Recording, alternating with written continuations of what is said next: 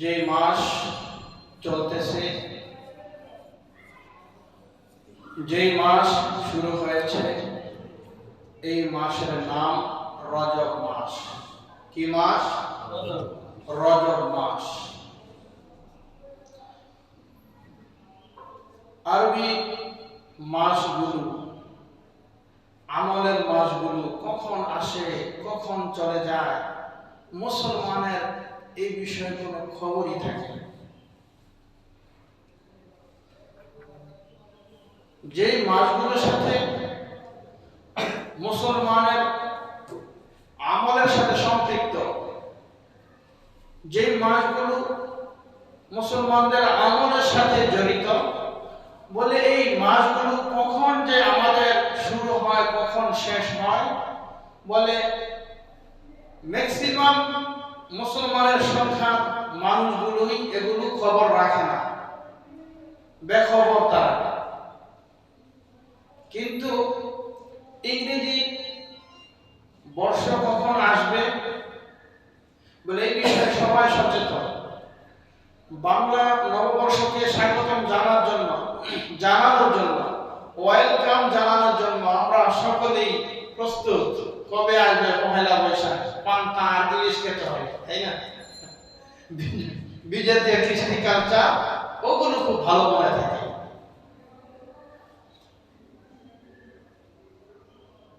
মুসলমানের জন্য চন্দ্র মাসের হিসাব রাখা ফরজে কিফায়া।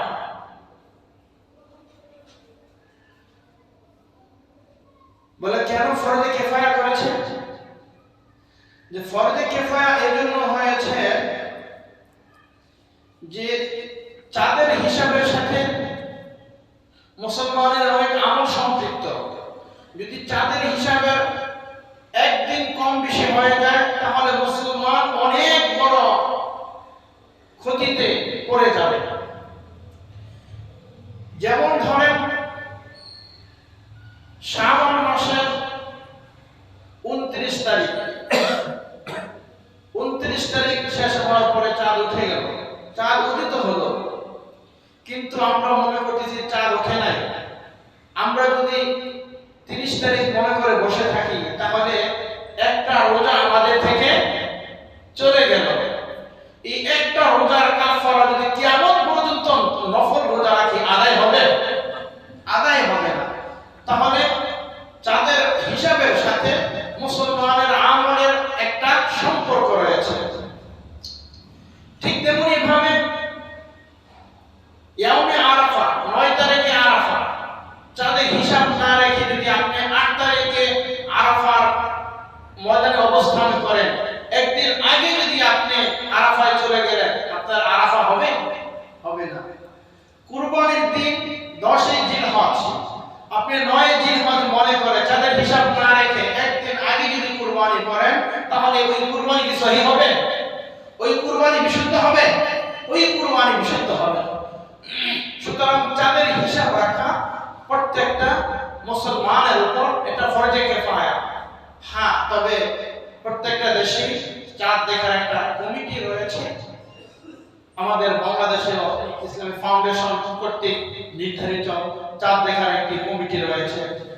আলহামদুলিল্লাহ, তারা এই ফরজে কিফায়া উম্মতের, এই মুসলমানের পক্ষ থেকে একটি ফরজে কিফায়া তারা আদায় করতেছে। তো যাই হোক, বলতেছিলাম রজব মাস শুরু হয়ে গেছে। আল্লাহ রাব্বুল আলামিন কোরআনে কারীমের সূরা তাওবা এর 36 নম্বর আয়াতে কারিমায় আল্লাহ রাব্বুল আলামিন ঘোষণা করেন, ইন্না ইদ্দাতাশ শুহুরি ইনদাল্লাহি 12 শাহরান ফি কিতাবিল্লাহ ইয়াওমা খালাকাস সামাওয়াতি ওয়াল আরদা মিনহা আরবা'তুন হুরুম যালিকাদ দীনুল কাইয়িম ফালা তাযলিমু ফীহিন্না আনফুসাকুম। আল্লাহ রাব্বুল আলামিন বলতেছেন, ইন্না ইদ্দাতাশ শুহুরি ইনদাল্লাহি 12 শাহরান ফি কিতাবিল্লাহ, নিশ্চয়ই অবশ্যই আল্লাহ তাআলার বিধান এবং গণনার মাস হলো 12টি। নিশ্চয়ই আল্লাহর বিধান এবং গণনার মাস হলো 12টি। তার মধ্যে 4টি মাস সম্মানিত, যালিকা দীনুল কাইয়িম, আর এটাই হলো সুপ্রতিষ্ঠিত। ফালা তাযলিমু ফীহিন্না আনফুসাকুম, সুতরাং এই মাসগুলোর মধ্যে তোমরা নিজেদের নফসের উপরে জুলুম অত্যাচার করো না।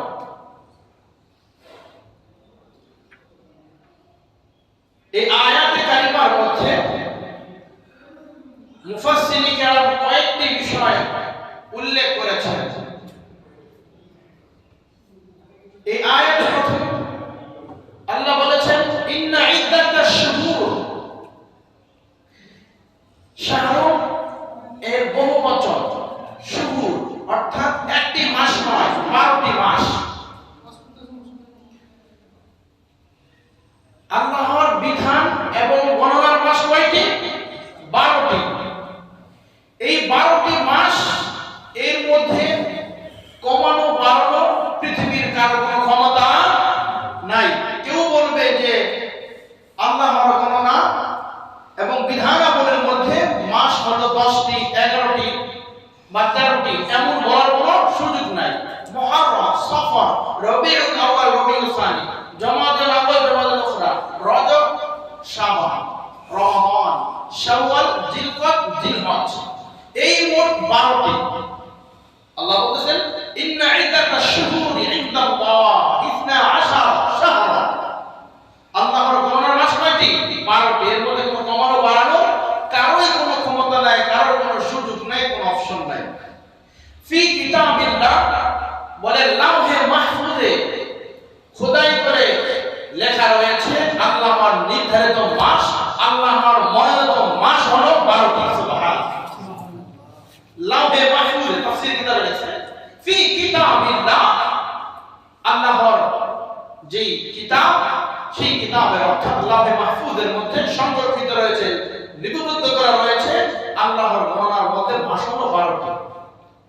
আজকে মুসলমান আমরা 12টি নাম যদি অনেককে জিজ্ঞাসা করি, 12টি নাম ধারাবাহিক আজকে মুসলমান বলতে পারবে না, নিজেদেরকে মুসলমান বলে দাবি করে। মুসলমানের আমলের সাথে সম্পৃক্ত রজবের মাস, রজব যে শুরু হয়েছে অনেকে জানি। হুজুর যখন দোয়া করে আল্লাহুম্মা বারিক লানা ফি রজব ওয়া শাবান, তখন বলে হুজুর রজব কি শুরু হয়ে গেছে। চিন্তা করছেন? তাহলে এই মাস কমানো বাড়ানো কারো কোনো অধিকার নেই।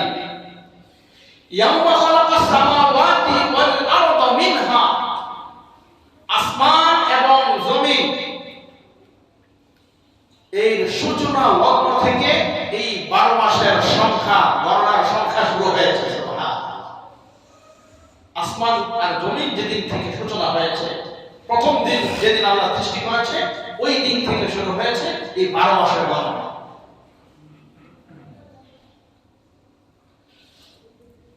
মিনহা আরবাআতুন হুরুম, আর এই 12টি মাসের মধ্যে এমন 4টি মাস রয়েছে যে মাসগুলোর মধ্যে আল্লাহ তাআলা যুদ্ধ, বিগ্রহ, রক্তপাত ঘটানো, মারামারি, কাটাকাটি, হানাহানি, খুন খারাপি, মানে সব কিছু থেকে আল্লাহ নিষিদ্ধ ঘোষণা করেছেন। মিনহা আরবাআতুন হুরুম, তার মধ্যে 4টি মাস। কোন 4টি মাস?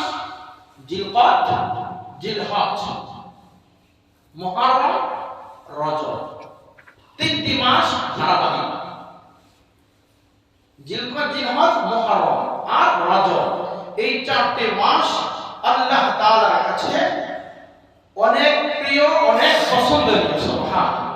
এই জন্য এই 4টি মাসে আল্লাহ মুসলমানদেরকে, এমনকি আল্লাহ রাসূলকে আল্লাহ ঘোষণা করেছেন যে এই 4 মাসে আপনি যুদ্ধ বিগ্রহ করবেন না, রক্তপাত ঘটাবেন না, মারামারি, কাটাকাটি, হানাহানি করবেন না।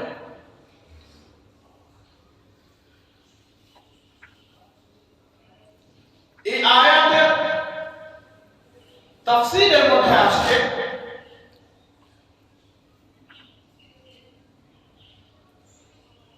ফালা তাযলিমু ফীহিন্না আনফুসাকুম, লা তাযলিমু, তোমরা জুলুম অত্যাচার করবে না, ফীহিন্না আনফুসাকুম, তোমাদের নিজেদের নফসের উপরে। এই 4 মাসে নিজেদের নফসের উপরে কোন জুলুম অত্যাচার তোমরা করবে না। জুলুম অত্যাচারের অর্থ কি? আল্লামা ইমাম জাসসাস রাহমাতুল্লাহ আলাইহি তিনি তার আহকামুল কোরআন গ্রন্থে, কোন কিতাব? আহকামুল কোরআন গ্রন্থে তিনি এর ব্যাখ্যা বর্ণনা করেছেন। এই রজব মাস অত্যন্ত সম্মানিত মাস। এই মাসের মধ্যে কেউ যদি অধিক পরিমাণে আল্লাহ তাআলার ইবাদত করে, আল্লাহ তাআলাকে স্মরণ করে, তাসবিহ, তাহলিল, জিকির, আজকার, দুরূদ, সালাম পেশ করে, তাহলে আল্লাহ রাব্বুল আলামিন ওই ব্যক্তিকে বাকি 11টি মাস ইবাদত করার ওই যোগ্যতা, ওই প্রতিভা, ওই সাহস আল্লাহ তাআলা ওই ব্যক্তিকে দান করবেন। সুবহানাল্লাহ। রজব মাসে যদি কেউ ইবাদত করে, ইবাদত চালু রাখে, তাহলে এই মাস ইবাদত করার কারণে বাকি মাসগুলো ইবাদত করার তৌফিক আল্লাহ ওই ব্যক্তিকে দান করবেন। সুবহানাল্লাহ। এই গেল 1 নম্বর এই আয়াতের বৈশিষ্ট্য। দ্বিতীয় নম্বর বৈশিষ্ট্য হলো, যদি কোনো ব্যক্তি এই মাসের মধ্যে নিজেকে গুনাহ থেকে সেভ করে, গুনাহ থেকে বিরত থাকে, তাহলে বাকি 11টি মাস আল্লাহ তাআলা ওই ব্যক্তিকে গুনাহ মুক্ত জীবন দান করবে। সুবহানাল্লাহ। কত দামি কথা, কত চমৎকার কথা। এই রজব মাস অত্যন্ত সম্মানিত মাস, অত্যন্ত দামি মাস। কোন কোন ঐতিহাসিকগণ বলেছেন, কোন ব্যক্তি যদি এই রজব মাসকে কেন্দ্র করে, রজব মাসের যদি সম্মান করে, তাহলে আল্লাহ রাব্বুল আলামিন ওই ব্যক্তিকে দুনিয়া এবং আখিরাত, দুনিয়া এবং আখিরাত বলে উভয় জাহানে আল্লাহ তাআলা তাকে সম্মানিত করবেন। সুবহানাল্লাহ। চিন্তা করেছেন কত বড়, আমরা কত ভাগ্যবান। আল্লাহ রাব্বুল আলামিন কোরআনে কারিমে বলেন, রজব মাস যখন শুরু হয়ে যায়, তখন রব্বে কারিমের কাছে তোমরা দোয়া করো, রব্বানা আতিনা ফিদ দুনিয়া হাসানাহ ওয়া ফিল আখিরাতি হাসানাহ ওয়া কিনা আযাবান নার। আল্লাহ রাব্বুল আলামিন বলে, বান্দা, আমার যে মাসগুলো রয়েছে, আমার 12টি মাস, এই 12টি মাসের মধ্যে রজব মাস আমার কাছে অত্যন্ত দামি, অত্যন্ত প্রিয়, পছন্দনীয়। এই রজব মাসে যদি ইবাদত করো, গুনাহমুক্ত জীবন যাপন করো এবং রজব মাসের সম্মান বজায় রাখো, রজবের কদর করো, তাহলে আমি রব্বুল আলামিন তোমার দুনিয়া আখিরাত উভয় জাহানে তোমাকে কামিয়াবি দান করে দিব। রব্বানা আতিনা ফিদ দুনিয়া, হে আমাদের প্রতিপালক, হে আমাদের রব, আমাদের প্রভু, রব্বানা আতিনা ফিদ দুনিয়া হাসানা, তুমি আমাদেরকে দুনিয়াতে কল্যাণ দান করো, ওয়া ফিল আখিরাতি হাসানা, এবং পরকালে তুমি আমাদেরকে কল্যাণ দান করো, ওয়া কিনা আযাবান নার, এবং কঠিন আযাব থেকে আল্লাহ তোমার কাছে আমরা মুক্তি চাই। রজব মাসে যদি রজব মাসকে সম্মান করা যায়, রজব মাসের কদর যদি করা যায়, তাহলে আমার আল্লাহর ওয়াদা হলো দুনিয়া এবং আখিরাত উভয় জাহানে আমার আল্লাহ আপনাকে সম্মানিত করবেন। সুবহানাল্লাহ।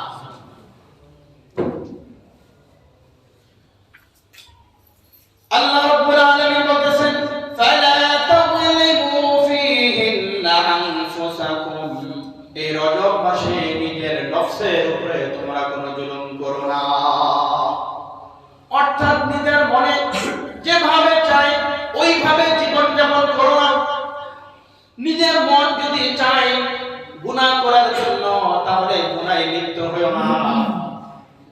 নিজের মন যদি চায় কোন খারাপ কাজের দিকে, ওই খারাপ কাজকে তুমি বর্জন করো। আল্লাহর ওয়াদা হলো যদি তুমি এই মাসগুলোতে হারাম কাজগুলো বর্জন করতে পারো, আমার আল্লাহ ওয়াদা করেছেন তাহলে বাকি 11টি মাস আল্লাহ তোমাকে গুনাহমুক্ত জীবন দান করবে।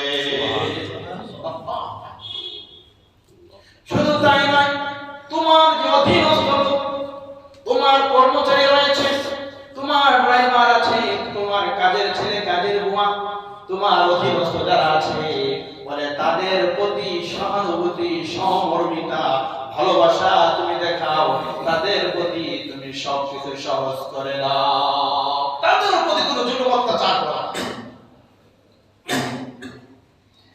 কেন তাদের প্রতি জুলুম অত্যাচার তোমরা করবে না? আল্লাহর পয়গম্বর জনাবে মুহাম্মদ রাসূলুল্লাহ সাল্লাল্লাহু আলাইহি ওয়াসাল্লাম বলেন ইযা দাখালা রজব ক্বালা আল্লাহুম্মা বারিক লানা ফি রজব ওয়া শাবান ওয়া বাল্লিগনা রমাদান। আল্লাহর পয়গম্বর বলেন ইযা দাখালা রজব, যখন রজব মাস শুরু হয়ে যায়, রজব মাসের চাঁদ উদিত হওয়ার সাথে সাথে, রজবের চাঁদ দেখার সাথে সাথে আল্লাহর পয়গম্বর দোয়া করেছেন আল্লাহুম্মা, হে আল্লাহ, বারিক লানা, আমাদেরকে বরকত দান করো, ফি রজব ওয়া শাবান, রজব এবং শাবান মাসে আমাদেরকে তুমি বরকত দান করো। ওয়াবাল্লিগনা রমাদান, সামনে রমজান আসতেছে, বলে ওই রমজান পর্যন্ত আমাদেরকে পৌঁছায়া দাও। সুবহানাল্লাহ। এখানে হাদিস লক্ষ্য করার বিষয়, আল্লাহর হাবিব রজবের চাঁদ দেখার সাথে সাথে নিজের হায়াতের জন্য, হায়াত বৃদ্ধির জন্য আল্লাহর পয়গম্বর আল্লাহ তাআলার কাছে দোয়া করেছেন। আল্লাহ রাসূল রমজান পাওয়ার আশায়, রমজান পাওয়ার জন্য আল্লাহ তাআলার কাছে দোয়া করেছেন। আল্লাহর পয়গম্বর দুনিয়ার জন্য দোয়া করেছেন যে আল্লাহ ওই কাজটা সামনে করব, এই কাজটা করার জন্য আমাকে একটু হায়াত বাড়িয়ে দেন, ওই কাজ শেষ না হওয়া পর্যন্ত আমার মৃত্যু দিয়েন না।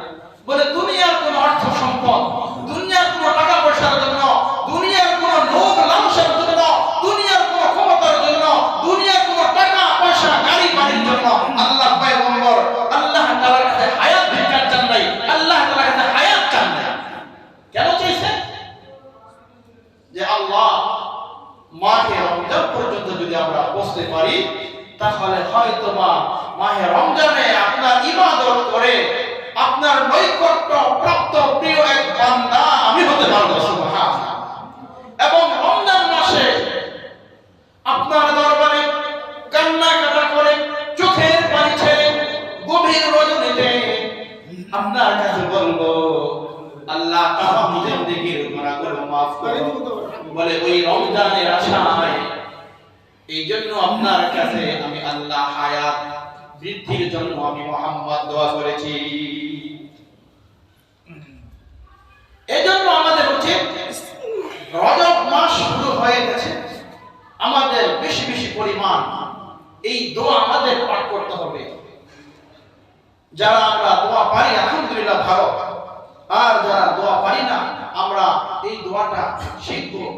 এটা রহমতের দোয়া, রহমত, বরকত, বলে শান্তির দোয়া। সুবহানাল্লাহ।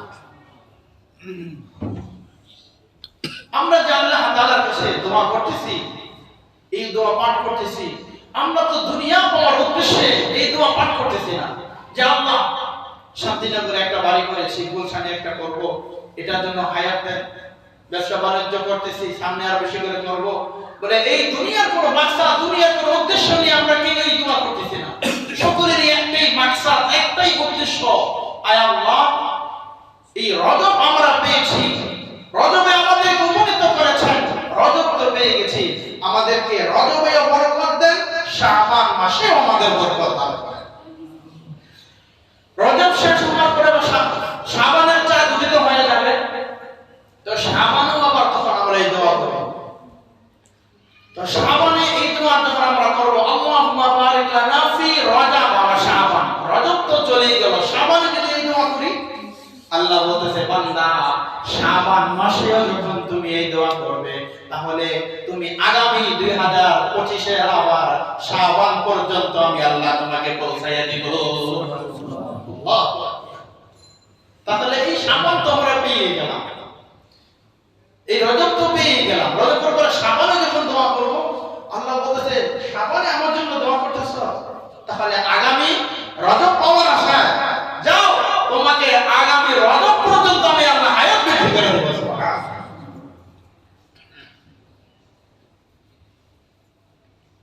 আল্লাহর পয়গম্বর সাল্লাল্লাহু আলাইহি ওয়াসাল্লাম বলতেছেন,